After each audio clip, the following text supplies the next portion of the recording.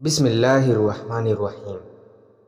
کہا جاتا ہے کہ کسی علاقے میں قحط سالی پیدا ہو گئی۔ اس قحط سالی کی لپیٹ میں نہ صرف انسان بلکہ چرند پرند سب اس کا شکار ہو گئے۔ مویشی مالکان بے حد پریشان تھے۔ اس دوران ایک مسجد کے مولوی نے جمعہ کے خطبے میں نہایت یقین کے ساتھ یہ بات بتائی کہ اللہ کا نام لے کر یعنی بسم اللہ پڑھ کر دریا کو حکم دیا جائے تو وہ بھی نافرمانی نہیں کرتا۔ خطبہ سننے والوں میں ایک چرواہا بھی موجود تھا۔ مولوی کی یہ بات اس کے دل میں اثر کر گئی اور اس بات پر اس کا یقین کامل ہو گیا۔ اس نے واپس آ کر اپنی بکریاں کھولیں اور سیدھا دریا پر چلا گیا۔ اونچی آواز سے بسم اللہ الرحمن الرحیم پڑھا اور دریا کو کہا وہ اپنی بکریاں چرانے کے لیے دوسرے پار جانا چاہتا اور اسے کہا مجھے اپنے اوپر سے گزرنے دے۔ یہ کہہ کر اس نے اپنی بکریوں کو لیا اور دریا پر چلتا ہوا دریا پار کر گیا۔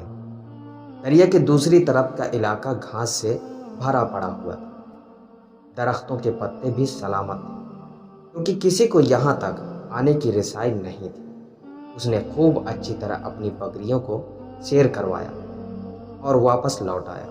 پھر یہ اس کا معمول بن گیا کہ وہ بکریاں پار چھوڑ کر واپس آ جاتا اور شام کو جا کر بکریاں واپس لے آتا۔ اس کی بکریوں کا وزن دگنا چوگنا ہو گیا۔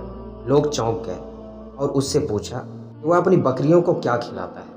وہ سیدھا سادھا اور صاف دل نوجوان تھا۔ اس نے صاف صاف بات بتا دی کہ جناب میں تو بسم اللہ الرحمن الرحیم پڑھ کر دریا پر چل کر اپنی بکریاں دوسری طرف چرانے لے جاتا ہوں۔ یہ بات سب نے سنی مگر کسی نے اس چرواہے کی بات پر یقین نہ کیا کیونکہ یہ ناقابل یقین بات تھی۔ مگر بات ہوتے ہوتے مولوی صاحب کے پاس پہنچ گئی۔ مولوی صاحب نے اس چرواہے کو بلایا اور سارا ماجرا پوچھا۔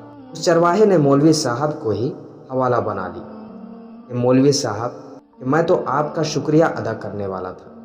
آپ نے جمعہ کے خطبے میں جو نسخہ بتایا تھا کہ بسم اللہ کہہ کر دریا کو بھی حکم دو وہ بھی انکار نہیں کرتا، تو میں تو بس آپ کے نسخے پر ہی عمل کر رہا ہوں۔ مولوی صاحب حیرت سے اس کے چہرے کو دیکھتے رہے۔ مولوی صاحب نے کہا بھائی صاحب ایسی باتیں تو ہم ہر جمعہ میں کرتے ہیں، فقط ان کا مقصد لوگوں کا ایمان بنانا ہوتا ہے۔ مگر بکریوں والا ڈٹا رہا کہ میں تو بس بسم اللہ کہہ کر پانی پر چلتا ہوں اور بکریوں سمیت پانی پار چلا جاتا ہوں۔ آخرکار مولوی صاحب نے صبح خود یہ تجربہ کرنے کی ٹھانی جسے دیکھنے چرواہے سمیت پورا علاقہ بھی گیا۔ مجمع زیادہ تھا۔ مولوی صاحب نے ایک دو بار سوچا کہ انکار کر دوں کہ کہیں ڈوب نہ جاؤں، مگر وہ جو مولوی صاحب کو کندھے پر اٹھا کر لائے تھے اب بھی جوش و خروش سے اللہ اکبر کے نعرے لگا رہے تھے اور مولوی صاحب کے حق میں تعریفیں کر رہے تھے۔ آخرکار مولوی صاحب نے اپنے ڈر کو دور کرنے کے لیے ایک رسہ منگوایا۔ پہلے اسے ایک درخت کے ساتھ باندھا، پھر اپنی کمر کے ساتھ باندھا، پھر ڈرتے ڈرتے ڈھیلا ڈھالا بسم اللہ پڑھا اور دریا پر چلنا شروع ہو گیا۔ مگر پہلا پاؤں ہی رکھا تھا کہ پانی میں گر گئے۔ مولوی صاحب ڈبکیاں کھانے لگے اور پانی کے بہاؤ میں بہنا شروع ہو گئے۔ لوگوں نے کھینچ کھینچ کر باہر نکالا۔ مولوی صاحب کی اس حرکت نے چرواہے کو پریشان کر دیا کہ مولوی صاحب کی بسم اللہ کو یہ کیا ہو گیا ہے، کیونکہ اس کا یہ روز کا معمول تھا۔ اس کے اپنے یقین میں کوئی فرق نہ آیا۔ اس نے بسم اللہ کہہ کر بکریوں کو پانی کی طرف اشارہ کیا اور خود ان کے پیچھے چلتا ہوا پار چھوڑ کر واپس بھی آ گیا۔ لوگ اسے ولی اللہ سمجھ رہے تھے اور اس کے حق میں نعرے لگا رہے تھے، مگر وہ سب سے بے نیاز سیدھا سادہ انسان تھا۔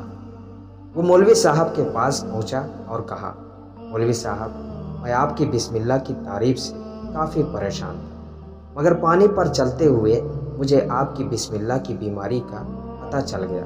چرواہے نے درخت سے بندھی رسی کی طرف اشارہ کیا اور کہا مولوی صاحب یہ ہے آپ کی بسم اللہ کی بیماری، آپ کی بسم اللہ کی برکت کو یہ رسہ کھا گیا۔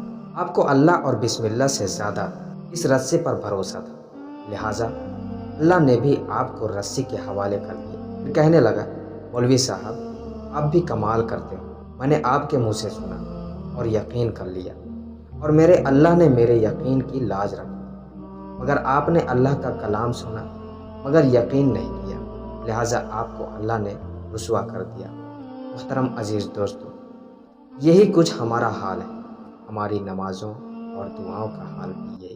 تو پیارے ناظرین، یہ واقعہ مکمل ہوا، اب ملتے ہیں اگلی ویڈیو میں، تب تک کے لیے دعا کی درخواست کے ساتھ اللہ حافظ۔